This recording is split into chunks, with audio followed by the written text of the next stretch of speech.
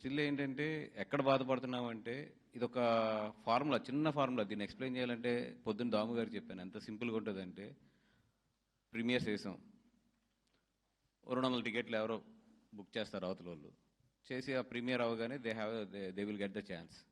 1 కొడుకెళ్ళిపోతారు. సింపుల్ అంతే. ఎప్పుడైతే ఒక 200 టికెట్లకు 1 కొట్టారో మన ఆటోమేటిక్గా 5 వచ్చేస్తుంది. 5కో లేదా 4కో 3కో మీ ఇష్టం. ఒక 300 టికెట్లు కొడితే ఎంత కావాలితే అంత కిందకు వస్తుంది. మనం పడుకుంటాం. పొద్దునే లేచినాడు కంగారు పడి అక్కడి నుంచి మళ్ళీ జనాలు కొట్టే వరకు మనం వెయిట్ చేసుకుని సినిమా బాగుంటే అది లేస్తుంది. సినిమా యావరేజ్గా ఉంటే ఆ 5 కాస్త 5.5 5.6 దగ్గరికి వచ్చి ఆగిపోయి సప్.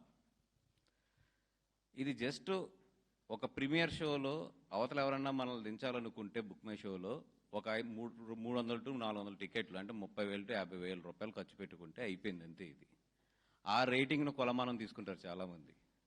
కొన్ని ఓకే రివ్యూర్స్ రాశారు, వాళ్ళకి నచ్చచ్చు నచ్చకపోవచ్చు, ఒక విశ్లేషణ ఉంటుంది. కొంతమంది సీనియర్స్ రివ్యూర్స్ రాస్తే ఒక విశ్లేషణ ఉంటుంది. కొన్నిసార్లు రైట్ సైడ్ ఉండొచ్చు, కొన్ని సైడ్ రాంగ్ సైడ్ ఉండొచ్చు, ఏదైనా పర్లేదు, అది ఓకే, దట్స్ ఓకే. ఎందుకంటే వాళ్ళకి ఒక పాయింట్ ఆఫ్ వ్యూ ఉంటుంది. ఇది అసలు ఉండదు, వెళ్ళి టపటపడపడ కొట్టుకెళ్తే అది వెళ్ళిపోతుంది అది కిందకి. అది దాంట్లో ఎవరు కొడతారు ఏంటి అన్నీ తెలుసు మాకు.